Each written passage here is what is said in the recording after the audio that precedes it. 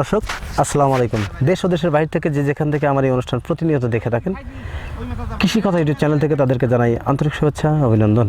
শুরু করছি আজকের প্রতিবেদন, সঙ্গে আছে আমি এরশাদ হোসেন। প্রিয় দর্শক, আজ আমি আপনাদেরকে নিয়ে আসছি ঐতিহাসিক গাজনা বিলের মধ্যে। এখানে অবস্থান এবং এটা অবস্থিত রানীনগরের পাশে বিলগাজনা।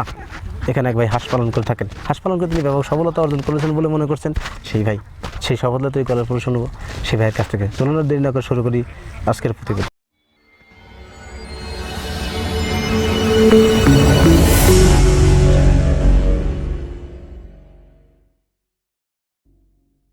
প্রিয় দর্শক, আমার সামনে যে দাঁড়িয়ে আছেন এবং খোলা বিলের মাঠে যে খামারটি দেখছেন, এই খামারটি তার। এখানে কি জাতের হাঁস আছে, কতগুলো হাঁস আছে, সেই কথাগুলো জানবে সেই খামারের কাছ থেকে। চলুন শুরু করা যাক। আসসালামু আলাইকুম। ওয়ালাইকুম আসসালাম। ভালো আছেন কাকা? ভালো আছি। আপনার নাম কি কাকা? আমার নাম হলো আসাই শেখ। আচ্ছা, আপনি গ্রামের বাড়ি কোথায়? বাজাই। হাঁস পালন করার অভিজ্ঞতা কতদিন কার? আজ 5 বছর। 5 বছর। জি। 5 বছর হাঁস পালন করে থাকেন। আপনি এখানে কতগুলো হাঁস আছে? 850। কি জাতের হাঁস আছে? ক্যাম্বেল জাতের হাঁস আছে। আচ্ছা, এই যে 850 হাঁসের প্রতিদিন কি পরিমাণ ডিম দিচ্ছে আপনার? মোটামুটি 600। এই হাঁসের এখন বয়স কত? এই হাঁস মোটামুটি গত 70 মাস আনছে, 71 মাস গেলে 1 বছর বয়স হয়ে গেল। 1 বছর পার 1 বছর 1 বছরই আর কি। 1 বছর হয়েছে আর কি। 1 বছর। আপনারা কেন ক্যাম্বেল হাঁস দিয়ে খামারটি করেন? আমরা লাভের জন্য করি। লাভের জন্য করেন। আচ্ছা, এই ক্যাম্বেল হাঁসের খামারটা করার তো একটা উদ্দেশ্য থাকে। এই হাঁসের কি পরিমাণ ডিম দেয় প্রতি বছর? এই হাঁসটা মোটামুটি বছরে 10 মাস ডিম দিয়ে থাকে। 10 মাস ডিম দিয়ে থাকে। আপনি এই হাঁস যখন ডিম খাবেন কয় বছর পর্যন্ত? এখন আল্লাহ বা কতদিন রাখবে, তবে আমার আশা আছে 2 বছর খাওয়ার। 2 বছর। তারপর কি করেন এই হাঁসগুলো? তারপরে বিক্রি করে দেবো। কাটাইয়ের কাছে বিক্রি করে দেবেন? জি। কোথাকার কাটাই পাটি হাঁস বিক্রি ওই করেন? মোটামুটি মনে করেন ঢাকাইলে আসে, বিভিন্ন জায়গায় সিরাজগঞ্জতে আসে। হ্যাঁ, এগুলো ব্যাপারী এসে নিয়ে যায়, ওরা এই এগুলো বেচতে কি সমস্যা হয়? না, ব্যস্ত সমস্যা। আচ্ছা, এগুলো যখন কাটাই পাটির কাছে বিক্রি করেন তখন কি দরে বিক্রি করেন? তখন দেখা যায় যে 16,000 15,000 এই সমস্ত দরে বিক্রি হয়। আচ্ছা, এখন তো মোটামুটি আপনি 800 850 হাঁস থেকে কি পরিমাণ ডিম আসছে? 600 ডিম আসছে। 600 ডিম আসছে। 600 ডিম আর যদি আসে, হ্যাঁ, আপনি প্রতিদিন কত টাকা ডিম বিক্রি করেন? মোটামুটি মনে করেন যে 700 টাকা সব। 700 টাকা সহ? জি। আচ্ছা, ডিমের দাম 700 টাকা সহ কেন? এই করোনা ভাইরাসের জন্য এই রাস্তাঘাট চলা যাচ্ছে না, গাড়ি ঘোড়া আসতেছে না, এই কারণেই। প্রিয় দর্শক, খামারি ভাই বললেন যে এখানে যে তার 850 পিস হাঁস আছে, 600 ডিম আসতেছে প্রতিদিন। এই ডিমগুলোর দাম মাত্র 700 টাকা সহ। কেন? কারণ যে করোনা ভাইরাসের সমস্যাটা শুরু হয়েছে, আসলে এটা পাবলিকের উপরে প্রভাব পড়ছে তা না, বিশেষ করে খামারিদের উপরে প্রভাব পড়েছে। আমাদের বেশি প্রভাব পড়ছে। ওনাদের যে এই 600 পিস হাঁস প্রতিদিন 100 করে ডিম বেচছে 700 টাকা। যে ডিমের দাম ছিল 1150 টাকা, এখন সেই ডিম 7 টাকাতে নেমে আসছে। তাই খামারিরা বিপাকে পড়েছেন। আচ্ছা, এরকম যদি থাকে আরও কিছু দিন, আপনারা কীরকম ক্ষতির সম্মুখীন হবেন? আমরা বহুত লস পড়ে যাবো। এখনই তো আমরা লসে আসছি বহুত। মোটামুটি মনে করেন যে ফাল্গুন মাসের 3 আর বৈশাখ মাসে 1 মাস আমার এমনি লস, খাওয়ার দামই আসে না। আর এই যে আমাদের যে শ্রমিকগুলো আছে, শ্রমিকের বেতন আসছে 4 করে শ্রমিক আছে, তার শ্রমিকের বেতন একজনের 10,000 12,000 করে বেতন। বুঝতে পারছি। এইগুলি আমরা দিতে পারতেছি না।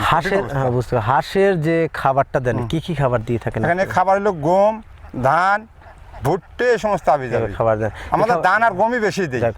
ধান কত মন ধান এবং কয় মন গম লাগে? প্রতিদিন ধান যদি সলিড ধান দেওয়া যায় 4 মন লাগে, আর গম যদি দেওয়া যায় তাহলে 3 মন 2 মন ধান আর 1 মন গম দিলে মেকআপ খায়। তাহলে আপনার এই হাঁসের পাশে প্রতিদিন কি টাকার ব্যয় হচ্ছে, মানে খরচ হচ্ছে? আমার প্রায় হাঁসের পিছনে 4,000 4,500 টাকা মতো খরচ হচ্ছে প্রতিদিন আর কি। জি। আপনি ডিম বেচতেছেন কত টাকার? ডিম বেচতেছে হাঁসের ডিম তো একরকম থাকে না। আজ 600 আছে, কাল 550 হতে পারে, 400 হতে পারে। তবে আজকে পারছে এই কথাটাই বলছি, কিন্তু এর থেকে কমই পারে, মানে 500 পারে।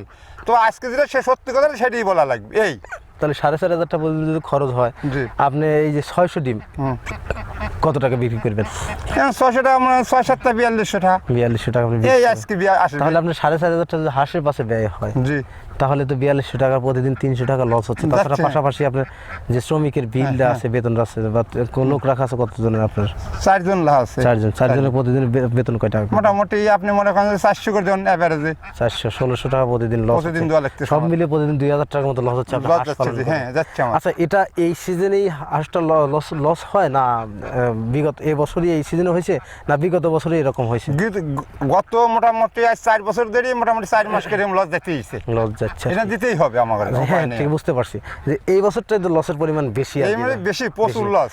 বিগত বছর মানে গত বছরের কথা হচ্ছে, গত বছর এই বছরই বেশি লস। এই বছর গত বছরে কি এই সময় এরকম লস হচ্ছে? হ্যাঁ ও তো না, কিন্তু গতবার মহিমই জমতে আর কি লস হতো না। না লস হতো না, কিন্তু এই বছরটাই লস বেশি। আপনারা হাঁস কেন বিলে রাখেন, আবদ্ধ অবস্থায় কেন পালন করেন? আবদ্ধ অবস্থায় পালন করে ধরেন যে ইরির ছয় শামুক খায়, কালাই খায়, ধানের চড়ার মধ্যে হাতে ধান আছে এইগুলো টুকটাক খায়, আর পানির মধ্যে রাখা লাগে, এই জন্য খোলা মোড় জায়গায় রাখা হয়, গ্রামের মধ্যে রাখা যায় না। বুঝতে পারছি।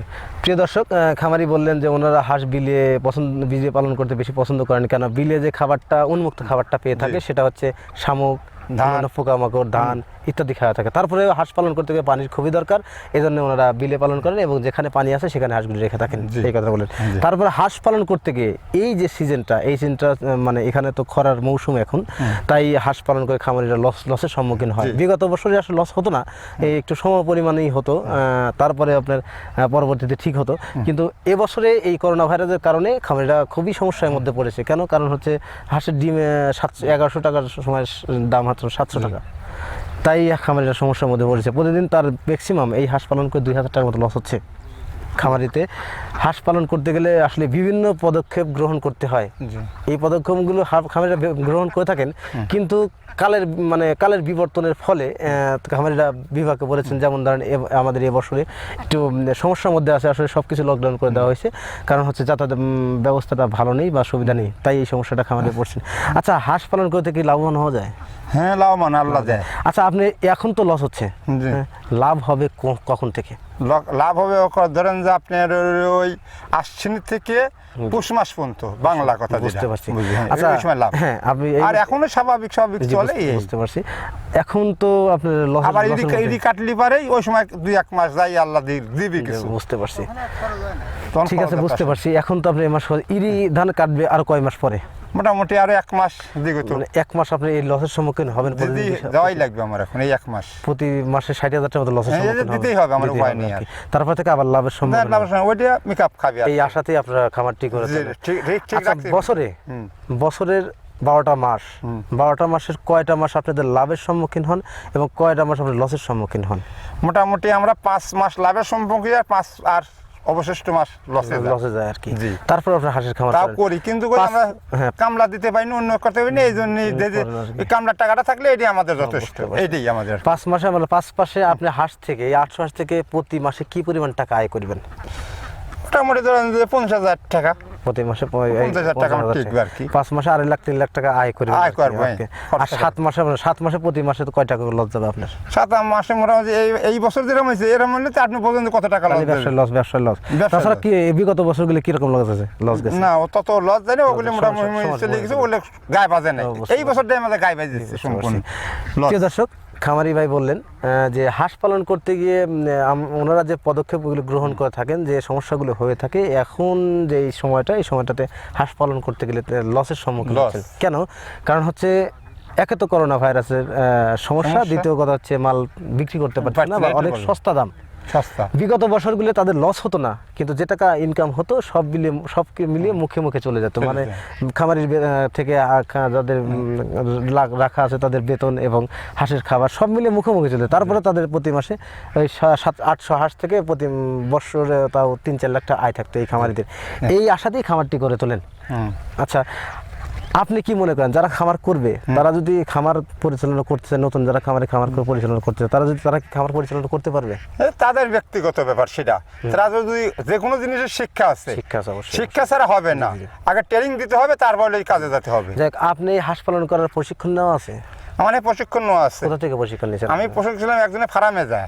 কতদিন ছিলেন আপনি? মোটামুটি 6 মাস ছিলাম। 6 মাস থেকে প্রশিক্ষণ নিয়েছি। মানে হাইলে থাকা যাকে বলে। লিভার থেকে নিশ্চিত। প্রিয় দর্শক, আসলে বই পুস্তকের প্রশিক্ষণ আর হাতে কলমে প্রশিক্ষণের ভিতর অনেক পার্থক্য থাকে। কেন? কারণ উনি একটা খামারে 6 মাস যাবৎ রাখাল ছিলেন, সেই হাঁসগুলিতে পরিচালনা বা দেখাশোনা করতেন, এই কথাটাই বললেন। এখান থেকে প্রশিক্ষণ নেওয়ার পরেই তিনি হাঁসের খামারটি করছেন, সেখান থেকে দেখছেন যে হাঁস পালন করে লাভবান হওয়া যায়, তাই তিনি হাঁসের খামারটা নিজে করছেন। এখন তো আপনি খামারের মালিক আর কি, জি, আমি মালিক। 5 বছর আপনি হাঁস পালন করে থাকেন। 5 বছরে আপনি কি পরিমাণ লাভের সম্মুখীন হয়েছেন বা কি পরিমাণ আয় হয়েছে? আল্লাহ যেটুক দিয়েছে ভালো হয়েছে, ছেলেবেলে লেখাপড়া করে খুশি লেগেছে, এটাই হলো বড় জিনিস। সংসার ভালো একটা ছেলে মাস্টার্স পাস পড়াইছে, আর একটা ছেলে আই পাবনা পড়তেছে, বুঝতে পারছি, এইটাই বুঝতে পারছি। এইটাই চলে গেলে আমার বেশি কিছু আর দরকার আসে না। প্রিয় দর্শক, খামারি বললেন যে হাঁস পালন করে লাভবান হওয়া যায়। ওনারা হাঁস পালন করেন আসলেই মানুষ কামলা দেয়, মানুষের পরের বাড়ি দিন মজুরি কাজ করে, শ্রমিকের কাজ করে, তারা একটা বেতন পায়, 500 টাকা প্রতিদিন বেতন পায়। সেই বেতনটা নিয়ে তারা পরিজনকে সাথে করে সুখে শান্তিতে জীবনযাপন করে থাকে। আসলে তারা সেই পরিশ্রম বা সেই শ্রমিকের কাজটা করতে পারে না, এই জন্যই খামারটি পরিচালনা করে থাকেন। লস হলেও তারা খামারটি পরিচালনা করে থাকেন, এটা তাদের একটা ব্যবসা, হাঁস একটা ব্যবসা হিসেবে চলছে। তো হাঁস পালন করে লাভবান হওয়া যায় কাকার মধ্যে, কিন্তু সঠিক পদক্ষেপ গ্রহণ করতে হবে এবং পরিচর্যা ঠিক মতো করতে হবে। আচ্ছা, ক্যাশের দরকার আছে না? অবশ্যই, সেটা তো অবশ্যই। আচ্ছা, হাঁসের যে খাবারটা আপনি দেন সেটা কিভাবে দেন? এই ধান আর গম? ধান আর গম ওই মিশে ওই যে একটা চট বানা, চটের পর ছাড়িয়ে দিই, সারা দিয়ে ওর সাথে খাওয়া যাচ্ছে আর কি। ভিজা দেন না? না, শুকনাই দিই, শুকনাই দিই। শুকনা দিলে হাঁসের গালে ঘা হয় না? ওই গাওয়ালে আপনার ওষুধ খাওয়ান লাগে। কি ওষুধ খান আপনারা? ওই গালেগার বড়ি, যেমন রেবসুন খাওয়াই, এইগুলি আমরা বেশিরভাগ খাওয়াই। হাঁসের রোগ হয় যেমন ধরেন পাও পড়া, মাথা ফুলে যাওয়া বা পায়খানা, বিভিন্ন রোগ হয়। এগুলো ডাক্তার, পশু ডাক্তার কাছে পরামর্শ দেই, কই যে আমার হাঁসে এইটা হচ্ছে, সে ওষুধ দেয়, ওষুধ। হাঁসের মূলত বিভিন্ন অসুখ হয়ে থাকে, যেমন পাও পড়া আছে বা প্যারালাইসিস আছে, তারপর মাথা ফুলে যাওয়া, চোখ ঘোলা হয়ে যাওয়া, পাক নুয়ে পড়া বা শুয়ে পড়া, এক জায়গায় বসে থাকা, এই সব সমস্যাগুলো যখন হয় হাঁসের, তখন কি ওষুধ আপনারা খাওয়ান বা কি পদক্ষেপ গ্রহণ করেন? এইটা পশু ডাক্তারের কাছে যা বলি যে এই কাহিনী হয়েছে, এই পরিস্থিতি বসে আসছে, এরকম পাও পড়ে যাচ্ছে, হয়তো ঠান্ডা লাগছে, তখন তারা ওষুধ দেয়, ওই ওষুধগুলো আমরা খাওয়াই। আপনি কি ওষুধের নাম বলতে পারবেন? না, আমি অশিক্ষিত গুলো বলতে পারবো না, এইটাই আমার। প্রিয় দর্শক, খামারি ভাই বললেন যে হাঁস পালন করতে গিয়ে আসলে বিভিন্ন সমস্যার মধ্যে তারা পড়ে থাকেন, যেমন হাঁসের বিভিন্ন রোগ হয়ে থাকে, যেমন পাও পড়া বা বসে থাকা বা মাথা ফুলে যাওয়া, চোখ ঘোলা হয়ে যাওয়া, পাক নুয়ে দেওয়া, বিভিন্ন হয়ে থাকে। এই সমস্যাগুলো যখন হয় খামারির, তখন তিনারা ডাক্তারের পরামর্শ গ্রহণ করেন বা ডাক্তার পরামর্শ গ্রহণ করেন, এবং তাদের কাছ থেকে এই পরামর্শ নেওয়ার পরে এবং সেই ওষুধগুলো সংগ্রহ করে তাদের নিয়মে হাঁসগুলোর ওষুধ খাওয়া থাকেন, এবং আল্লাহর রহমতে তাদের থেকে থেকেই সমাধান হয়ে যায়, এই কথাটা বলেন। তারপরে খামারির শিক্ষাগত জ্ঞান নাই বলতেই চলে, নাই, যার জন্য সমস্যাটা বেশি, এই জন্য উনি ওষুধের নাম বলতে পারছেন না। তো প্রিয় দর্শক, খামার করতে গিয়ে অনেক সমস্যা পড়ে থাকেন খামারিরা, যেমন হাঁসের দেখভাল করা, পরিচর্যা করা, বা হাঁসের খাবার ঠিকমতো দেয়া, হাঁসের কী কী খাবার লাগবে, কোন সময় খাবার লাগবে, সেই সিস্টেমগুলো খাবার দিয়ে থাকেন, এবং সেটা সঠিক সময় দিতে হবে, তাহলেই হাঁস সঠিক ডিম দেবে আর কি, যে কথাটা বলেন। তো এই সমস্যাগুলো যখন ঠিকমতো করবেন, তাহলে আপনি খামার করে লাভবান হতে পারবেন। তো প্রিয় দর্শক, আর কথা বলতে যাচ্ছি না, আজকের প্রতিবেদন এখানে সমাপ্ত করছি। ভালো থাকেন, সুস্থ থাকেন, আল্লাহ হাফেজ, ধন্যবাদ।